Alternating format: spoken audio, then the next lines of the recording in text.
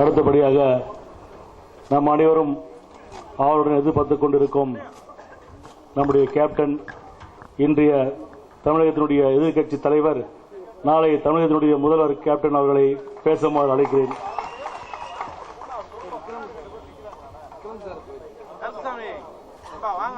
அதற்கு முன்னாடி கேப்டனுடைய தமிழகத்திலே இந்த 2000 ஆண்டத்தில் வந்து மில்லின்னு சொல்லுவாங்க. அந்த ஆண்டினுடைய 2000 ஆண்டு முதல் வெற்றி படம் வானத்தை போல இயக்கிய இயக்குனர் விக்ரம் அவர்களை பேசுமாறு அழைக்கிறேன்.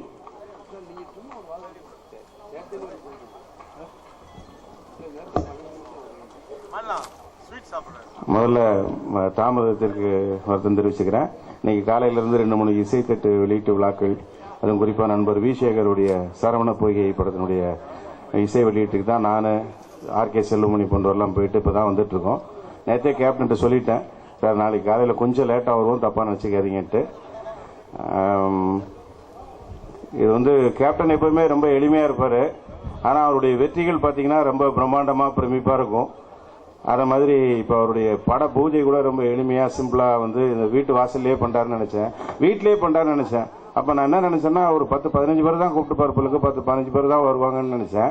ஆனால் இங்கே பார்த்தா இதுவே ஒரு சின்ன மாநாடு மாதிரி தான் இருக்குது இன்னைக்கு. அவ்வளோ பெரிய கூட்டம். இது வந்து எல்லாருக்குமே நம்ம வந்து கேப்டன் மேலே நமக்கு இருக்கிற ஒரு அன்பு, பற்றுதல், அதுதான். அது வந்து நிச்சயமாக சண்முக பாண்டியனுடைய வாழ்க்கையில் எதிரொலிக்கும்.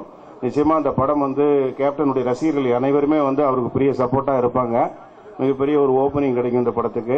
அவரும் வந்து மிகப்பெரிய ஒரு நடிகராக வந்து அவர்கிட்ட இருந்து அவர் மாதிரி பல வெற்றிகள் நீங்கள் சம்பாதிக்கலாம், மிகப்பெரிய நடிகராக வரலாம். ஆனால் அவர்கிட்ட வந்து பல நல்ல குணங்கள் இருக்குது. அதை தயவுசெய்து கற்றுக்குங்க. அப்பா கிட்ட இருந்து நீங்கள் எதை கற்றுக்குறீங்களோ இல்லையோ, ஒரு மனிதனாக வாழ்வது எப்படி, எந்த உயர்ந்த நிலைமைக்கு போனாலும் சரி, ஒரு சாதாரண நபர்கிட்ட கூட ரொம்ப அன்பு செலுத்தக்கூடிய, அவங்கள தனக்கு சரிக்கு சமமாக ஈக்குவலாக பழகக்கூடிய அந்த தன்மையை நீங்கள் உங்கள் அப்பா கிட்ட இருந்து கற்றுக்குங்க. நிச்சயமாக நீங்கள் வாழ்க்கையில் மிக உயர்ந்த இடத்துக்கு போகலாம். நீங்கள் வந்து வேற எதுவுமே கற்றுக்க வேண்டாம். ஸோ அவருக்கு என்னுடைய வாழ்த்துக்கள் சொல்கிறேன். தயாரிப்பாளராகவும் சுதி சாருக்கும் சொல்கிறேன், இந்த படம் மிகப்பெரிய வெற்றி பெறும். நீங்கள் வல்லரசு, நீங்கள் எடுத்த கேப்டன் சினி கிரியேஷன்ஸில் எடுத்த முதல் படமே வல்லரசு மிகப்பெரிய ஒரு வெற்றி படமாக அமைந்தது. இந்த படமும் நிச்சயமாக மிகப்பெரிய ஒரு வெற்றி படமாக அமையும். இந்த மாபெரும் வெற்றி படத்துக்கு வாழ்த்துக்கள் சொல்லி விடைபெறுகிறேன். நன்றி, வணக்கம்.